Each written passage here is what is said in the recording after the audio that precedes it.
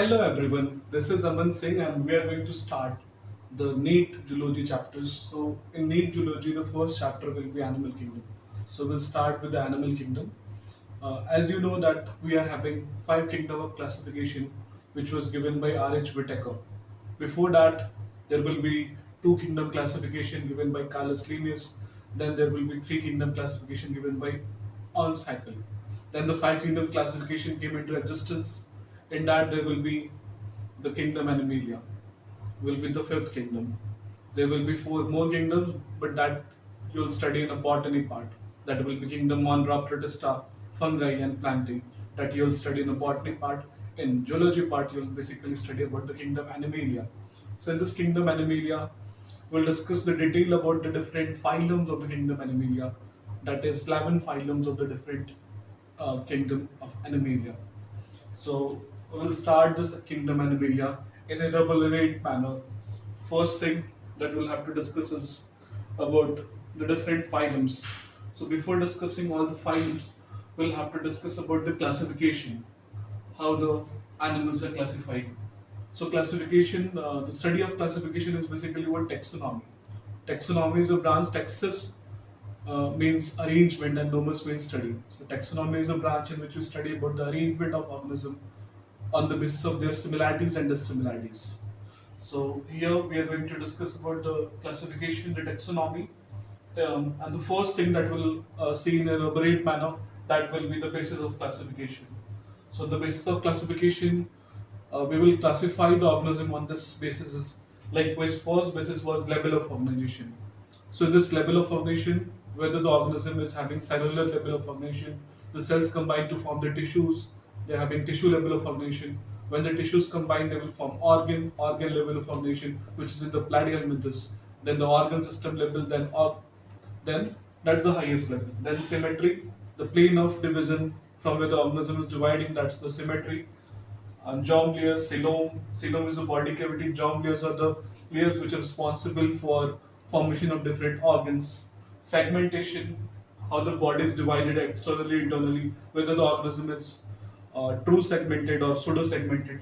Notochord, mesodermally derived rod-like structure which is present in the dorsal side of the body is a notochord. So these all things we'll discuss in a detailed manner.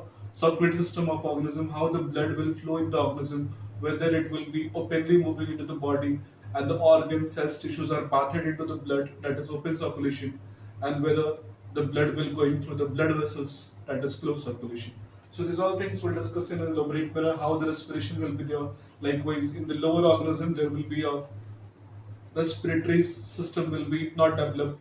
So they will respire basically through their general body surfaces. Whereas in a higher organism, as we move, the different organs will be developed in them for the sake of respiration. Likewise, there will be gills, there is a tenidial gill, there is a book lungs, there is a lungs. So all the organisms have different respiratory system. So let's begin the level of organization. So in this level of organization, first thing is cellular level of organization. In this cellular level of organization, there is only cells, and cells are basically very much apart from each other. Because of that, they are not assembled or combined to form the tissues. That's why they're having cellular level of organization only, and it's basically found in the Porifera phylum. Then there is a tissue level of organization. In that, the cells are present in a group, and these cells combine to form tissues, but these tissues will not combine to form the organ. That's why they are having tissue level of organization, and it is seen in the Cylindrata and the Ctenophora phylum. Then we are having organ level of organization. In this, the tissues will form the organ, but organs will not combine to form the organ system. So they are having organ level of formation. It is found in the plateal mythus.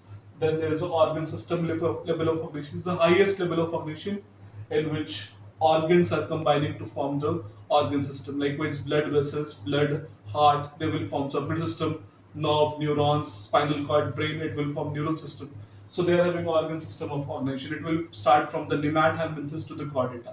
So we'll have to discuss all the 11 phylums in this kingdom Animalia. That is Porifera, Cylindrata, Ctenophora, Platyhelminthes, Aschelminthes, Annelida, Arthropoda, Mollusca, Chirodomata, Hemichorida, and Chordata. So these are the 11 phylums that we'll have to study in detail. The first is the level of organization.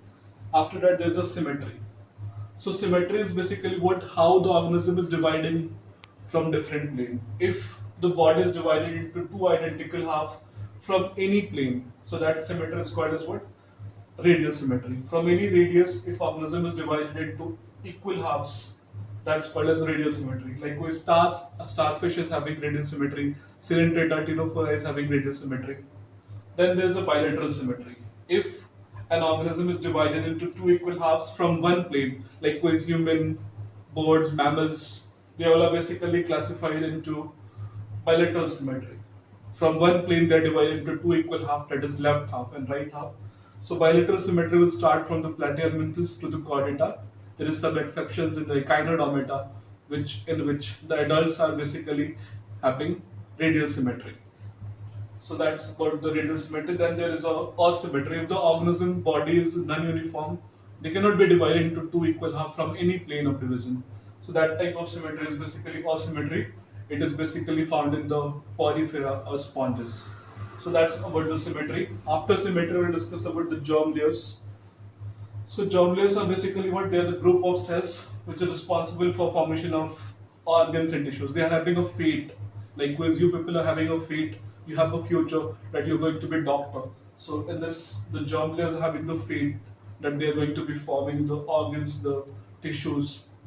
So on the basis of germ layer, organism are of two types, diploblastic and triploblastic.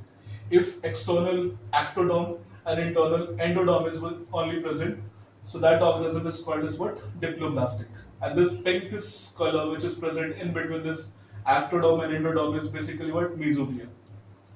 And if there are three germ layers, the outermost is ectoderm, the innermost is endoderm, and the middle one is the reddish color or pinkish color is a mesoderm. If complete three layers are present, that's called as what? Triploblastic. And if there is only two layer and there is a mesoglia present in between them, so that's the diploblastic. So diploblastic organism are Coelenterata and ctenophora, and triploblastic will start from the plateal mentis to the chordata. So that is the small thing that we'll discuss. After that, in the next lecture, we'll discuss the next thing. Thank you.